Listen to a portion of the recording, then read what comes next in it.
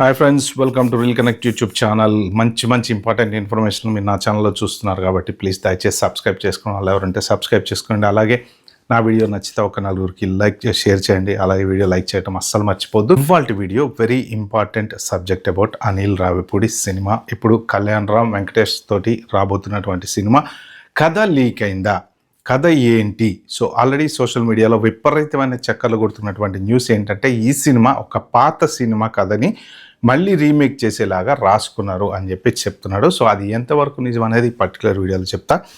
First of all వీడియోలోకి వెళ్ళే ముందు ఏంటంటే లో బడ్జెట్ సినిమాలలో నెంబర్ 1 ఎవరయ్యా అంటే ప్రస్తుతానికి ఉన్న డైరెక్టర్స్లో అనిల్ రావిపూడి, మన త్రివిక్రమ్ గారు. వీళ్ళు ఏంటంటే తక్కువ బడ్జెట్తో సినిమా ఇస్తారు, ఎక్కువ కలెక్షన్స్ రాబడతారు. ఎందుకు అంటే స్క్రీన్ ప్లే తోటే వీళ్ళు జనాలను ఆకట్టుకుంటారు అనమాట.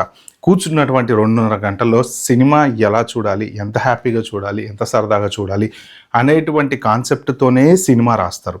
కొంత కథ ఉంటుంది, కొంత ఎమోషన్ ఉంటుంది, దాంతోపాటు కొంత కామెడీ ఉంటుంది, అన్ని రకాలుగా నవరసాలు ఉండేటువంటి కథలు ఫ్యామిలీ డ్రామాతోటి చక్కగా చూసేటువంటి ప్రతి వాడికి, చిన్నోడికి పెద్దోడికి ఏ ఏజ్తో సంబంధం లేకుండా ఎంటర్టైన్మెంట్ ఇచ్చేటువంటి డైరెక్టర్లు వీళ్ళు అనమాట. సో ఇప్పుడు వచ్చేసి ఈ లో బడ్జెట్తో సినిమా తీయటం, హైగా కలెక్షన్స్ రికవర్ చేయటం అనేది Anil Ravipudi special. Most probably రీసెంట్గా చూసుకుంటే ఈ మనశంకర్ వరప్రసాద్కి కాస్త బడ్జెట్ అయితే కొద్దిగా చాలా ఎక్కువైంది. బట్ అదర్ దెన్ దట్ అంతకుముందు సినిమాలన్నీ రీజనబుల్ బడ్జెట్లో ఉన్నాయి. ఇప్పుడు ఇది వచ్చేసి ఏంటంటే చిరంజీవి సినిమా కాబట్టి. సో ఇప్పుడు ఈ పర్టికులర్ వెంకటేష్ కళ్యాణ్ రామ్ సినిమాకి వచ్చేసి ఏంటంటే ఆల్రెడీ పాత సినిమాకు సంబంధించిన ఒక సుత్తి వీరభద్రరావు గారి కామెడీ సీన్, బ్రహ్మానందానికి మధ్యన ఉన్నటువంటి సీన్తో స్టార్ట్ చేశాడు. జీవి ప్రకాష్ని తీసుకుపోయి అక్కడ మట్టిలో కప్పెట్టేసి పాటలు తయారు చేయించమనేసి ఒక మంచి ఎంటర్టైన్మెంట్ దాంతో స్టార్ట్ చేశాడు అనమాట. అనిల్ రావిపూడి అన్నీ కూడా దాదాపు జంజాల బేస్డ్ కథలు, అలా ఆ టైపులో కామెడీలు అవన్నీ ఉంటూ ఉంటాయి. ఇప్పుడు ఈ సినిమాకి సంబంధించిన కథ ఏంటంటే ఇంతకుముందు వచ్చినటువంటి కృష్ణరాజు సుమన్ బాబా బావమరిది అని one of the industry block buster hit అనమాట. ఎందుకంటే దాంట్లో కృష్ణరాజు గంభీరంగా ఉండటము, కొంత దూరం వచ్చేటప్పటికి సినిమాలో హాఫ్ వే త్రూ ఏంటంటే సిల్క్ స్మిత క్యారెక్టర్ ఇంట్రడ్యూస్ అయిన తర్వాత ఆయన సైడ్ ట్రాక్ అవ్వడము, దాంతో ఈ బావమరిది తట్టుకోలేక ఆయనని కంట్రోల్ చేయటము. కానీ ఏంటంటే అతన్ని బావమరిదిని తీసుకొస్తాడు కాబట్టి, ఎక్కడో ఉండేటువంటి బావమరిదిని పెళ్ళైన తర్వాత ఎంబడబట్టుకొని తీసుకొస్తాడు కాబట్టి బావకి ఎదురు చెప్పకుండా తను ఎలాగా ఆ ట్రాప్లోంచి తను బయటకు తీసుకురావాలి అనేటువంటి కథతోటి వచ్చినటువంటి one of the wonderful movie. ఆ రోజుల్లో బిగ్ బ్లాక్ బస్టర్ అన్నమాట ఇది.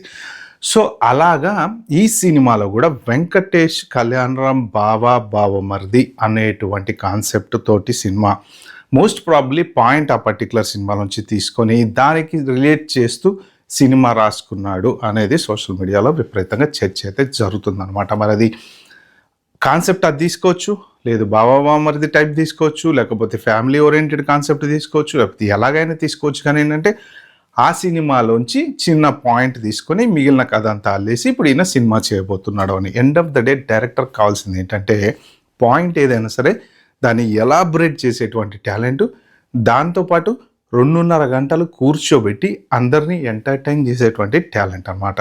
స్క్రిప్ట్లో ప్రతి సెకండ్ కూడా వాల్యుబుల్గా ఇవ్వగలిగితే ఖచ్చితంగా సినిమా ఎలా ఉన్నా చూస్తారు. స్టోరీ మీద పెద్ద ఫోకస్ చేయరు. అయ్యో దీంట్లో కథ లేదే, ఇదేంటి అదేంటి. ఎందుకు అంటే మనశంకర్ వరప్రసాద్ చూడండి, వెంకటేష్ వచ్చిన తర్వాత ఆ లాస్ట్ 30 minutes అసలు ఒక రేంజ్లో ఉంటుంది. అంటే మొత్తం ఎంటర్టైన్మెంట్ మీద నడిచిపోద్ది. పెద్ద కథే ఉండదు అక్కడ, సింపుల్గా పెద్ద కథే ఉండదు. ఆమె కోసం ఈయన్ని ఇంట్రడ్యూస్ చేస్తారు, అసలు అవసరం లేదు ఆ క్యారెక్టర్. కానీ స్క్రీన్ ప్లే అది ఎప్పుడైతే వెంకటేష్ క్యారెక్టర్ ఎంటర్ అవుతుందో అప్పటి నుంచి సినిమా అంతా మారిపోతుంది అనమాట. సో అంటే చిరంజీవి ఆ లెవెల్లో ఉండి వెంకటేష్ ఈ లెవెల్లో వీళ్ళిద్దరిని అలా కలపటము, మళ్ళీ వాళ్ళని కనెక్ట్ చేసి బ్యాక్గ్రౌండ్లో ఎప్పుడో చిన్నప్పుడు కలిశారని చెప్పడము, ఇలాగనమాట. అంటే ఒక కథని పెద్ద కథ లేకుండా స్క్రీన్ ప్లే తోటి దాన్ని పెంచుకుంటూ పోయి జనాలని బోరు కొట్టించకుండా కూర్చోబెట్టి చూపించడం, అది director speciality. Especially Anil Ravipudi speciality అదే అనమాట. సో కాబట్టి ఇది మరి ఆ పర్టికులర్ కృష్ణరాజు సుమన్ సినిమా లాంటిదా, వేరే సినిమానా ఏదనేది తెలియదు. కానీ ప్రస్తుతానికి సోషల్ మీడియాలో వస్తున్న న్యూస్ అయితే మాత్రం ఆ పాయింట్ తీసుకొని ఈ కథని రాశారు. దీంట్లో వీళ్ళిద్దరూ బావమరిదిలాగా నటించబోతున్నారు అని. But what ever it is 100% డెఫినెట్గా హిట్ అయ్యే సినిమానే. ఎందుకంటే వెంకటేష్ సినిమా అంటే ఆబ్వియస్లీ వెంకటేష్ ఎంచుకునేటువంటి కథలు కూడా అలానే ఉంటాయి, డిఫరెంట్గా ఉంటాయి. సో ఫ్యామిలీ సబ్జెక్ట్స్ చేస్తుంటాడు, డిఫరెంట్ సబ్జెక్ట్ చేస్తుంటాడు. సబ్జెక్ట్ మాత్రం చాలా బాగుంటుంది, ఎంటర్టైనింగ్గా ఉంటుంది. సో అది ఫ్రెండ్స్, ఈ వీడియో మీకు నచ్చినట్టుంటే ప్లీజ్ అండి like share subscribe my channel. Thank you, bye, have a good day.